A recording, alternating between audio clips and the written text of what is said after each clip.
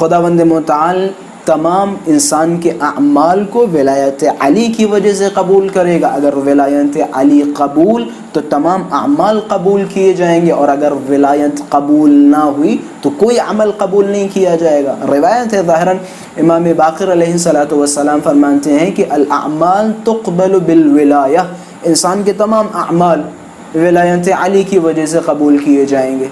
اگر ولایت علی ہے تو انسان کی نمازیں بھی قبول کی جائیں گی, روزے بھی قبول کیے جائیں گے, حج بھی قبول کیا جائے گا, زکوٰۃ بھی قبول کی جائے گی. لیکن اگر ولایت علی نہیں تو کچھ نہیں, کچھ بھی قبول نہیں ہوگا بغیر ولایت علی.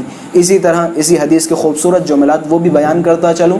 حضرت فرماتے ہیں کہ اعمال ولایت علی کی وجہ سے قبول ہوں گے, اور ولا تقبل الولایہ الا بالبراءہ, اور ولایت علی قبول نہیں ہوگی جب تک انسان کے اندر براءت نہ ہو, بیزاری نہ ہو, دشمنی نہ ہو. کس سے دشمنی, کس سے براءت, کس سے بیزاری؟ اہل بیت علیہم الصلاۃ والسلام کے دشمنوں سے بیزاری, خدا کے دشمن سے بیزاری, رسول اللہ کے دشمن سے بیزاری, حضرت سیدہ سلام اللہ علیہا کے دشمنوں سے بیزاری. جب تک بیزاری نہیں ہوگی, براءت نہیں ہوگی, تو ہماری ولایت بھی قابل قبول نہیں ہے. تو سمجھ میں یہ آتا ہے کہ تمام اعمال ولایت علی میں قبول ہوں گے, اور ولایت علی جب تک براءت نہیں ہوگی, دشمنوں سے بیزاری نہیں ہوگی, تب تک ہماری ولایت بھی قبول نہیں ہوگی. یہ تو وہی مثال ہے, ایک صاحب آئے اور آنے کے بعد کہنے لگے کہ بھیا ہم ان کو بھی چاہتے ہیں, ان سے بھی پیار کرتے ہیں, اور فلاں صاحب سے بھی پیار کرتے ہیں. یہی کچھ صورتحال اہل بیت کے سامنے بھی پیش ہوئی. ایک صاحب آئے اور آنے کے بعد کہنے لگے کہ ہم وہ فلاں کو بھی چاہتے ہیں اور مولا کو بھی چاہتے ہیں. تو حضرت نے فرمایا انت الاعور, تم کاڑے ہو, یعنی تمہاری ایک آنکھ صحیح ہے اور ایک آنکھ خراب. یا تو تم بالکل اندھے ہو جاؤ, یعنی کھل کے انہیں چاہنے لگو, یا پھر دونوں آنکھیں اپنی ٹھیک کرو, صرف علی علی کرو. تو سمجھ میں یہ آتا ہے. میں اپنی بحث کو زیادہ طولانی نہیں کروں گا.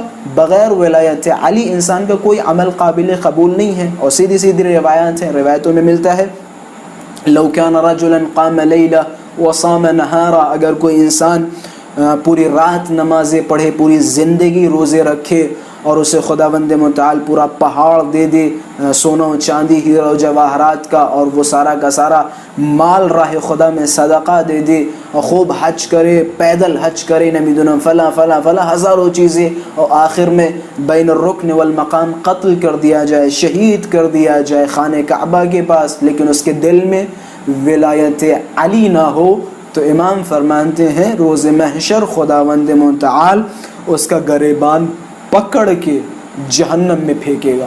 اگر انسان کے اندر ولایت علی نہیں, تو ولایت علی کے بغیر انسان کا کوئی عمل قابل قبول نہیں ہے.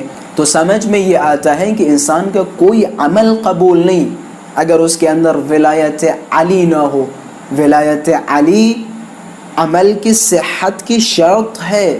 میں ایک چھوٹی سی بحث آپ حضرات کے سامنے کرنا چاہتا ہوں. مثلا آپ جائیں, ایک عمل کے صحیح ہونے کی شرط ہے اور ایک عمل کے قبول ہونے کی شرط ہے.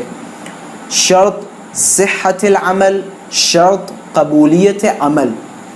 مثلا آپ حضرات کے سامنے میں نماز کی مثال دوں. نماز میں وضو صحت عمل کی شرط ہے یا قبولیت عمل؟ بے شک صحت عمل کی شرط ہے. یعنی کیا؟